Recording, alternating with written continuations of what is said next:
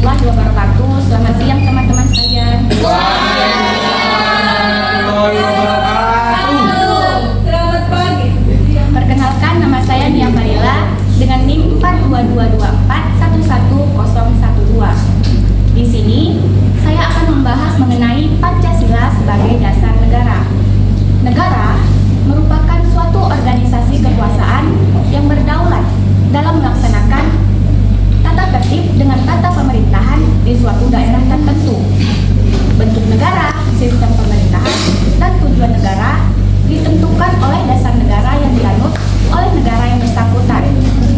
Dasar negara dapat dikatakan juga sebagai landasan dan sumber dalam membentuk dan menyelenggarakan negara. Pancasila merupakan dasar negara Indonesia. Sebagai dasar negara, Pancasila mengikat seluruh warga negara dan menjadi pedoman dalam membuat hukum, kebijakan, dan tindakan pemerintah. Pancasila memberikan arah mengenai hukum harus menciptakan keadaan negara yang lebih baik dengan berlandaskan pada nilai-nilai ketuhanan, kemanusiaan, persatuan, kerakyatan, dan keadilan.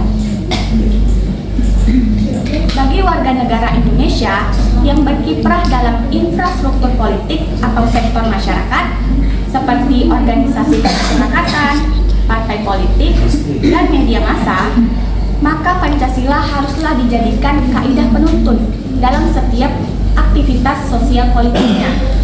Dengan demikian, sektor masyarakat berfungsi memberikan masukan yang baik kepada sektor pemerintah. Selanjutnya, sektor pemerintah memberikan output berupa kebijakan yang memihak kepentingan rakyat yang diimplementasikan secara bertanggung jawab di bawah kontrol infrastruktur politik.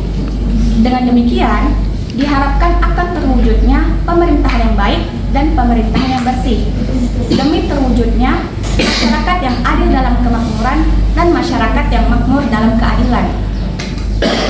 Sebagai penyelenggara negara, pemerintah seharusnya lebih mengerti dan memahami pengaktualisasian nilai-nilai Pancasila dalam kehidupan kenegaraannya.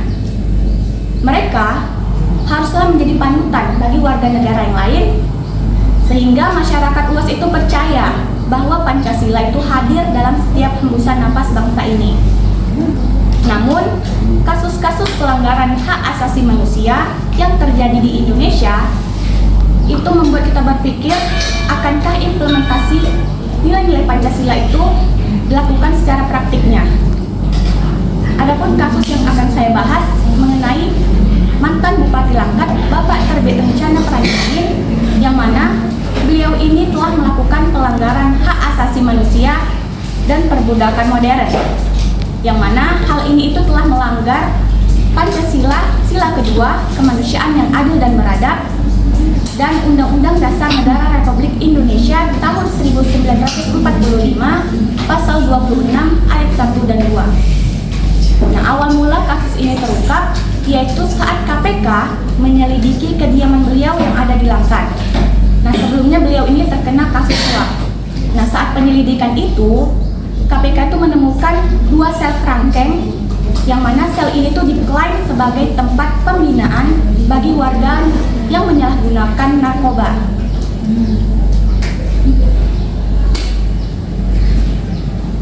Nah, pada saat masa pembinaan itu, para korban dipaksa bekerja selama 10 jam per hari dan tidak diberikan dengan upah yang layak. Mereka juga terkena kekerasan berupa dicambuk menggunakan selang, dipukul, disuruh bergelantungan seperti monyet atau yang biasa disebut gantung monyet.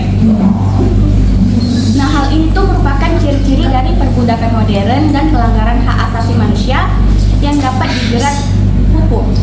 Namun, pada saat putusan hukuman, Bapak Terbit Rencana ini hanya dijatuhi hukuman atas kasus korupsinya, yaitu selama 7 tahun dan 6 bulan penjara serta denda 300 juta rupiah.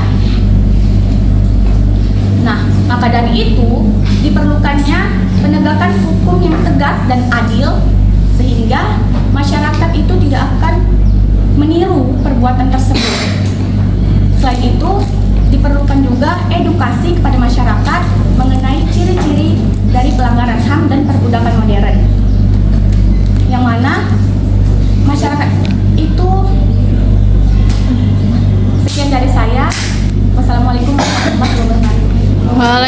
Assalamualaikum warahmatullahi wabarakatuh. Selamat siang teman-teman semua. Selamat siang. Nama saya Raisa Putri Sulaiman, NIM 42224110019 dari kelompok 2 dengan materi Pancasila sebagai dasar negara. Nah, di sini saya meminta perhatian kepada teman-teman semua selama 5 menit ke depan. Kita uji fokus dulu, tepuk tangan sekali semua. Oke. Sebelum itu, teman-teman semua pasti pernah mendengar istilah seperti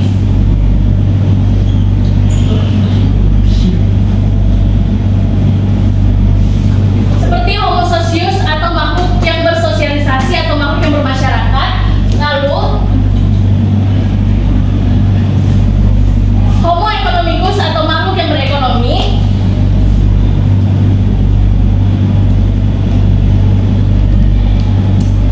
Lalu ada makhluk yang berteknologi atau disebut sebagai homo faber, dan makhluk yang berpolitik atau zopolitikon. Nah, istilah-istilah yang saya sebutkan tadi mengisyaratkan bahwa pergaulan antar manusia didorong oleh kepentingan dan kebutuhan dari masing-masing individu. Tetapi, pergaulan antar manusia ini tidak selamanya dapat berjalan dengan lancar. Bisa jadi tidak sejalan, bisa jadi bertentangan, dan bahkan bisa menjadi serigala bagi manusia yang lain.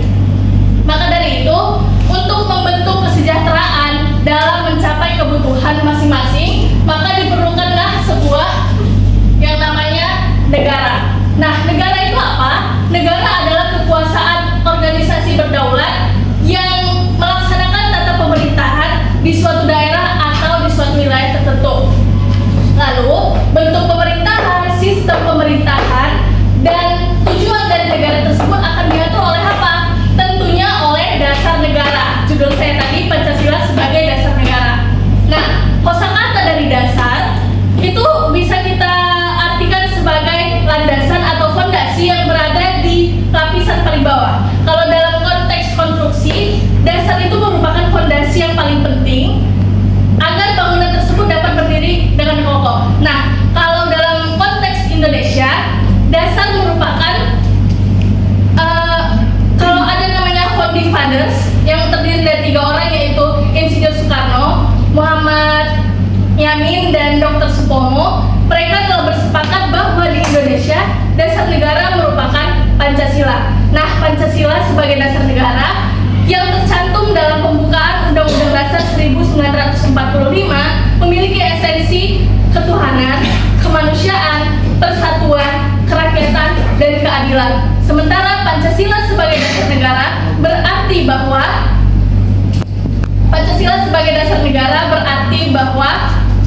sendi-sendi ketatanegaraan di Republik Indonesia haruslah berlandaskan dan harus sesuai dengan nilai-nilai Pancasila. Nah, kalau kita kulik kembali ke masa lalu sebelum Indonesia merdeka, sebenarnya banyak fase-fase yang harus dilalui menuju Indonesia merdeka sampai tergalinya kembali Pancasila yang telah tertimbun oleh penjajahan Belanda.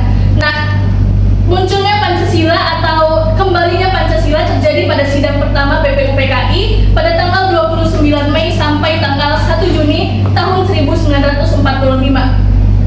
Pada tanggal 1 Juni tahun 1945 tersebut, sebenarnya Soekarno sudah menyebutkan 5 dasar bagi Indonesia merdeka. Tetapi beliau juga menawarkan kemungkinan-kemungkinan lain. Mana tahu ada yang tidak menyukai angka 5 atau ada yang tidak menyukai cara beliau menyampaikan dasar-dasar dari kelima sila tersebut. Nah, alternatifnya dari 5 sila tersebut bisa dipadatkan menjadi 3 sila atau trisila yang isinya ada sosio-nasionalis, sosio-demokratis, dan ketuhanan. Lalu dari 3 sila tersebut bisa dikerucutkan lagi menjadi 1 sila atau eka sila, yaitu gotong royong, karena pada saat itu Insinyur Soekarno bermaksudkan bahwa negara Indonesia merupakan negara yang bergotong royong. Nah, ternyata tidak berjalan semulus itu dalam menentukan dasar negara. Setelah sidang BPUPKI, ada perbedaan pendapat yang menyebabkan perdebatan antara anggota-anggota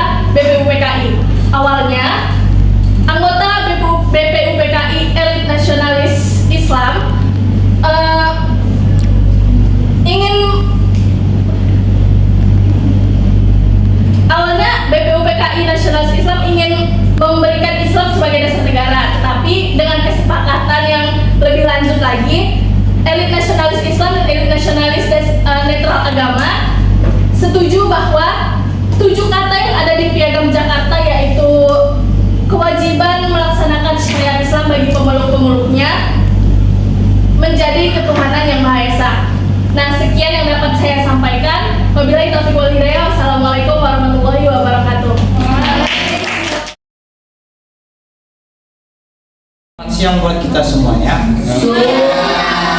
Sebelumnya terima kasih atas waktu dan kesempatan yang diberikan kepada saya untuk melakukan presentasi pada hari ini. Perkenalkan, nama saya Hendra Jayadi Manurung dengan NIM 422331135. Materi yang saya bawakan pada hari ini itu Pancasila sebagai dasar negara. Pancasila diartikan sebagai dasar perilaku bagi rakyat Indonesia. Terdapat nilai-nilai yang terkandung dalam Pancasila dalam berbangsa dan bernegara. Yang pertama itu nilai ketuhanan yang terkandung pada sila pertama. Yang kedua, nilai kemanusiaan yang terkandung pada sila kedua. Yang ketiga, nilai persatuan yang terkandung pada sila ketiga. Yang keempat itu nilai kerakyatan yang terkandung dalam sila keempat. Yang kelima itu nilai keadilan yang terkandung pada sila kelima. Namun pada nilai-nilai tersebut sering sekali terjadi kasus atau pelanggaran. Ya, seperti kasus yang salah satu contoh kasus yang saya bawakan yaitu OPM Organisasi Papua Merdeka, atau yang lebih dikenal dengan KKB, kelompok kriminal bersenjata. Seperti yang kita ketahui, Papua memiliki kekayaan sosial, budaya, dan sumber alam yang berlimpah, namun bertolak belakang dengan tingkat keamanan pada kawasan tersebut. Papua terus-menerus mengalami pertikaian pada perbedaan persepsi terhadap sejarah integrasinya dalam negara Indonesia. Kemiskinan yang terus melanda dan juga kompleks inferioritasnya dan terhadap pelanggaran hak asasi manusia dan juga merendahkan martabat orang Papua. Selain itu,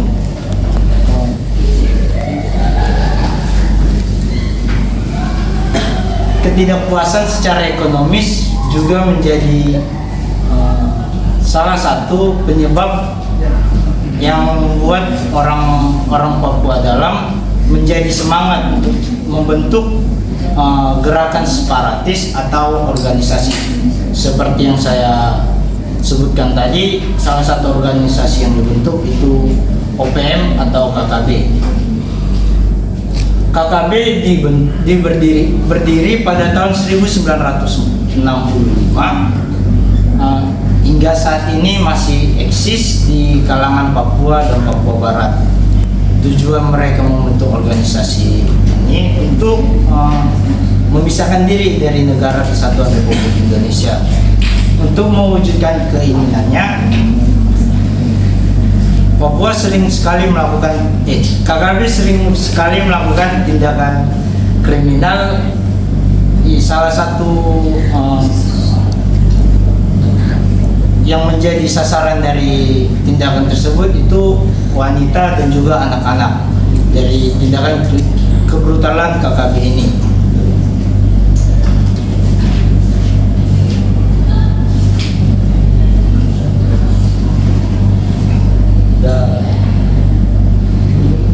Dalam hal ini, para militer sulit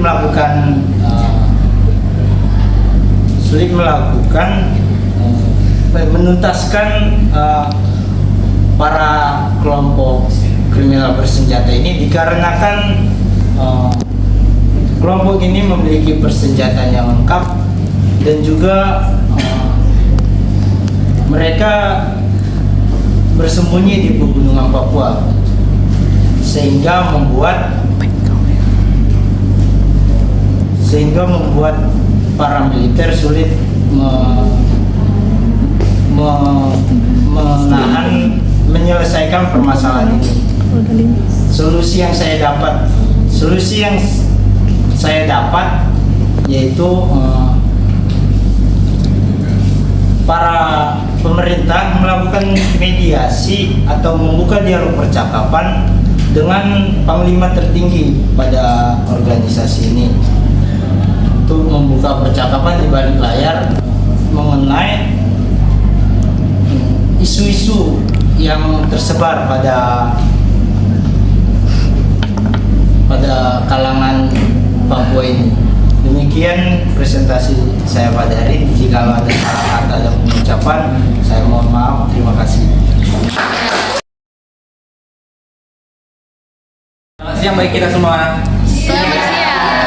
Pertama-tama kita ucapkan puji dan syukur terhadap Tuhan Yang Maha Esa sehingga kita dapat berkumpul bersama di ruangan ini. Perkenalkan, saya Nasib Baru Saing dengan NIM 42211111061. Di sini saya akan mempresentasikan materi saya yang berjudul Pancasila sebagai Dasar Negara. Pancasila merupakan seperangkat 5 prinsip yang menjadi landasan sistem politik dan cara hidup Indonesia. Kelima prinsip ini meliputi yaitu ketuhanan yang Maha Esa, kemanusiaan, persatuan, demokrasi, dan keadilan sosial. Pancasila dinyatakan dalam Piagam Jakarta pada tanggal 22 Juni 1945 dan dijadikan sebagai dasar negara dalam pembukaan Undang-Undang Dasar 1945. Pancasila mencerminkan nilai-nilai, prinsip-prinsip, dan tujuan yang menjadikannya sebagai landasan dalam ideologi negara Indonesia. Sebagai dasar negara, Pancasila memberikan pedoman bagi pemerintah dan masyarakat dalam segala aspek kehidupannya. Ini menjadikannya sebagai dasar bagi undang-undang, kebijakan, dan institusi negara. Pancasila menjadi sumber jati diri dan persatuan bangsa karena menekankan pentingnya keadilan sosial, keberagaman, dan toleransi. Pancasila sangat penting bagi negara Indonesia karena Pancasila memberikan ideologi yang sama terhadap masyarakat yang beragam. Hal ini memungkinkan orang-orang yang berada dalam latar belakang yang berbeda dapat berkumpul dan bekerja sama untuk mencapai tujuan bersama. Pancasila menekankan pentingnya demokrasi dan keadilan bagi masyarakat yang adil dan berkeadilan. Kedudukan Pancasila sebagai dasar negara Indonesia sangatlah kuat dan tidak dapat diganggu gugat. Seperti tertuang dalam pembukaan Undang-Undang Dasar 1945, konstitusi yang tidak dapat diganggu gugat, keputusan Mahkamah Konstitusi, keberadaan Pancasila dan pengamalannya sehari-hari, dan bahasa dan lambang negara. Di sini saya akan mengangkat salah satu kasus yang dimana melanggar Pancasila sebagai dasar negara, yaitu kasus korupsi EKTP. Kasus korupsi EKTP ini terjadi pada tahun 2017, yang dimana tokoh yang kita kenal yaitu Setia Novanto. Kasus ini menjadi salah satu kasus korupsi terbesar negara Indonesia. Kasus ini telah melakukan kerugian besar bagi negara Indonesia dan melibatkan berbagai pejabat publik tinggi seperti KPPU, Government Watch, KPK, dan kepolisian. Kasus korupsi ini menggerogoti prinsip keadilan sosial bagi seluruh rakyat Indonesia, yaitu merupakan salah satu sila dari salah satu 5 Pancasila. Pancasila telah menyebabkan terkonsentrasinya kekayaan dan kekuatan bagi tangan segelintir orang. Sementara dampak yang terjadi yaitu kebanyakan penduduk bangsa Indonesia mengalami kemiskinan dan kurangnya akses layanan dasar. Di sini saya dapat memberikan solusi yang dapat mengatasi kasus korupsi tersebut, yaitu peningkatan penegakan hukum, reformasi sistem politik, pemberdayaan masyarakat sipil, dan peningkatan pendidikan dan kesadaran akan korupsi. Sekian dari presentasi yang dapat saya berikan. Saya ucapkan terima kasih.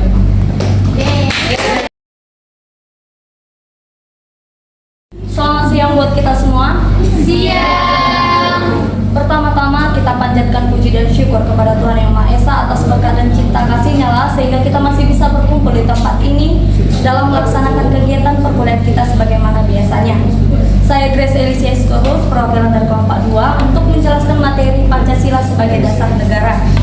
Nah, teman-teman sekalian, negara adalah suatu organisasi kekuasaan yang berdaulat yang ditentukan pada daerah tertentu atau wilayah tertentu.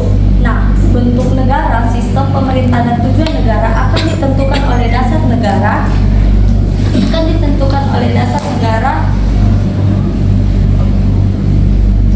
Kak Roy, tunggu dulu bentar. Diskualifikasi. Aduh, tunggu bentar.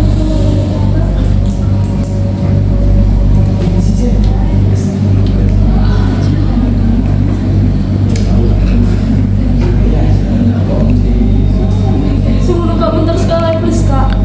Iya Kak, sekali aja Kak.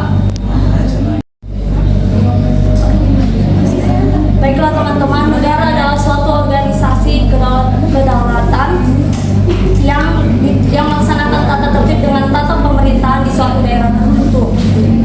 Pancasila juga merupakan satu dasar negara di Indonesia. Nah, tujuan negara secara teoritis dibagi menjadi 5, yaitu kesejahteraan dan kebahagiaan hidup, kedua kemerdekaan, ketiga adalah kekuasaan dan kebesaran atau keagungan, keempat adalah kepastian hidup, keamanan dan ketertiban, serta keadilan. Namun pada umumnya tujuan negara ini akan ditentukan dalam Undang-Undang Dasar atau Konstitusi Negara. Seperti kita di Indonesia, diatur pada alinea keempat Undang-Undang Dasar, yaitu adalah melindungi segenap bangsa, melindungi segenap tumpah darah, mencerdaskan kehidupan bangsa, dan ikut serta melaksanakan tata tertib dunia. Nah, Pancasila terdiri dari 2 kata, yaitu panca yang berarti 5 dan sedangkan sila yang berartikan prinsip atau dasar. Nah, oleh karena itu kita dapat mengartikan Pancasila sebagai 5 prinsip dasar yang merupakan landasan di negara Indonesia. Nah, kelima prinsip itu adalah ketuhanan yang Maha Esa. Nah, kita sebagai bangsa Indonesia menyembah ataupun percaya kepada Tuhan Yang Maha Esa, yang dimana artinya adalah kepercayaan kita pada satu Tuhan, namun tidak membedakan keyakinan agama masing-masing. Yang kedua adalah kemanusiaan yang adil beradab. Kita di sini menjelaskan bahwasanya manusia memiliki martabat yang sama atau layak diperlakukan dengan adil ataupun manusiawi. Yang ketiga adalah persatuan Indonesia, menjelaskan bahwasanya kita harus menjaga persatuan dan kesatuan bangsa, di mana kita harus menghormati setiap perbedaan suku, agama, ras ataupun golongan dalam rangka mewujudkan kesatuan sebagai bangsa. Yang keempat adalah kerakyatan yang dipimpin oleh hikmat kebijaksanaan dalam permusyawaratan perwakilan. Di sini menjelaskan pada demokrasi, di mana di saat mengambilkan keputusan-keputusan yang penting harus dilakukan musyawarah ataupun mufakat. Nah, yang kelima adalah keadilan sosial bagi seluruh rakyat Indonesia. Di sini dijelaskan adalah mengemban tugas tanggung jawab negara dalam menciptakan kondisi sosial bagi seluruh rakyat Indonesia. Lalu, Pancasila sebagai dasar negara ini memiliki peran penting dalam menjaga keutuhan negara kita, di mana Pancasila mengandung makna bahwa nilai-nilai Pancasila itu harus menjadi pedoman ataupun landasan dalam membentuk atau menyelenggarakan negara, serta menjadi sumber ataupun pedoman dalam pembentukan peraturan perundang-undangan ini. Nah, Pancasila juga merupakan panduan di dalam kegiatan politik maupun sosial. Di dalam kegiatan politik sosial yang terlibat dalam infrastruktur politik seperti organisasi kemasyarakatan, partai politik, dan media massa. Di sini bertujuan untuk memberikan masukan positif kepada pemerintah untuk membuat peraturan ataupun kebijakan dalam menguntungkan kegiatan rakyat, serta membuat pemerintah menjadi bersih dan mengelola tata kelola yang baik dalam menciptakan masyarakat yang adil dan makmur. Dalam era globalisasi ini juga, Pancasila sebagai dasar negara memiliki tantangan terhadap ketahanan mental dan moral bangsa. Nah, saya mengambil salah satu kasus, yaitu tentang pelecehan seksual seorang mahasiswi HI Hubungan Internasional Fisik dari UNRI angkatan 2018 yang dilakukan oleh dekan fisik, atau dekan itu menjadi dosen oleh mahasiswi tersebut. Di mana kejadiannya itu Rabu 27 Oktober tahun 2021 pukul 20.30 WIB, di mana seorang